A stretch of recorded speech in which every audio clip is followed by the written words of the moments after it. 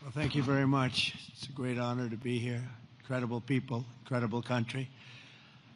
I'm thrilled to be back with so many visionary innovators and titans of industry, the most brilliant in the world, actually. So many different locations, and they come from all over, but this is a very special country that I'm in, and the business leaders here at APEC are really fantastic. So many friends, and I want to thank our host at this important summit, President Lee of South Korea.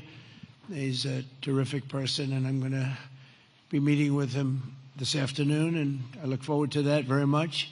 The Republic of Korea is a cherished American friend and a close ally, and as we can see in this beautiful city, it's truly one of the most remarkable nations anywhere on earth.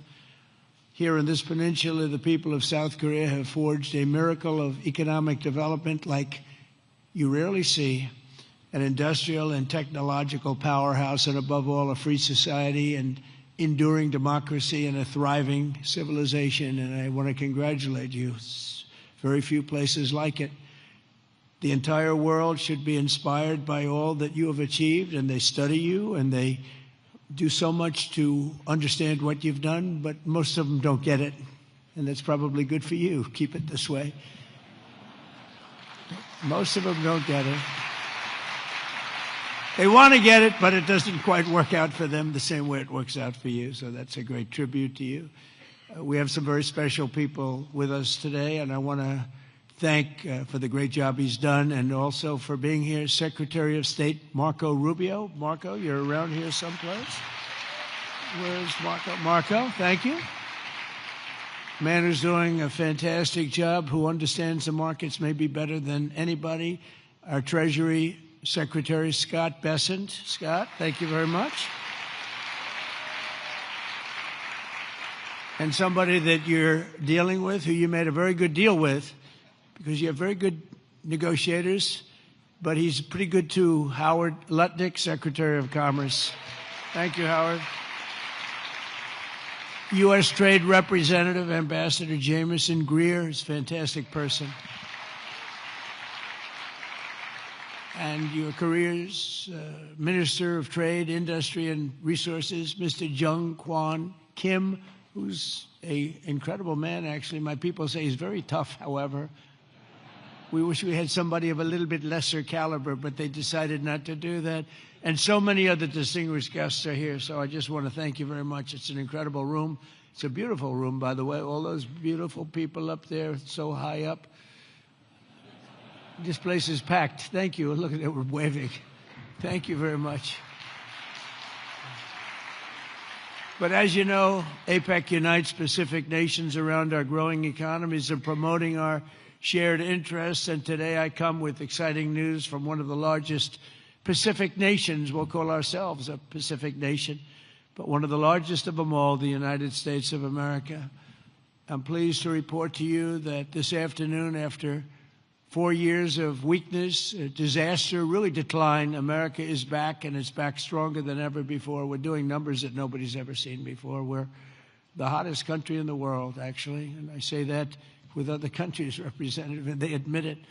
But I do say it very proudly. 1 year ago, our country was in very, very serious trouble. Some people thought our country was dead. Now we're literally sort of an inspiration to a lot of other countries. We are indeed, I use the term hottest country, but we're the hottest country anywhere in the world by far. The United States is blessed with right now, the strongest economy, the strongest borders. This all happened over the last 9 months. The strongest military, the strongest friendships, and the strongest spirit of any nation on the face of the earth. This is a golden age in a short period of time. I knew we could do it. I didn't know we were going to do it this quickly. It's a little bit more than 9 months. So in less than 1 year, we've secured commitments for over $18 trillion of new investments. As an example, the previous administration, in 4 years, they did less than $1 trillion.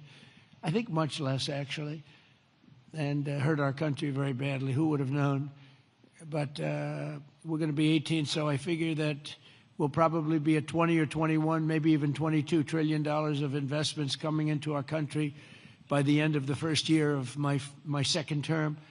And, we had a tremendously successful first term. We had the strongest economy in history for our country, strongest we ever had.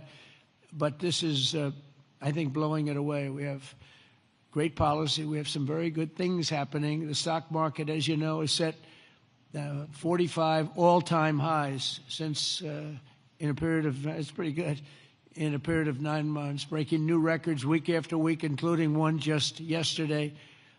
We set the record GDP growth in the second quarter, and that's with all of the things that we're doing. When they are built in a year and 2 years, we're going to go through the roof. I mean, we're going to see numbers that I don't think have ever been seen before. But even during this period of a little bit of a period of transition, you could call it, because I think we're in an economic revolution in America.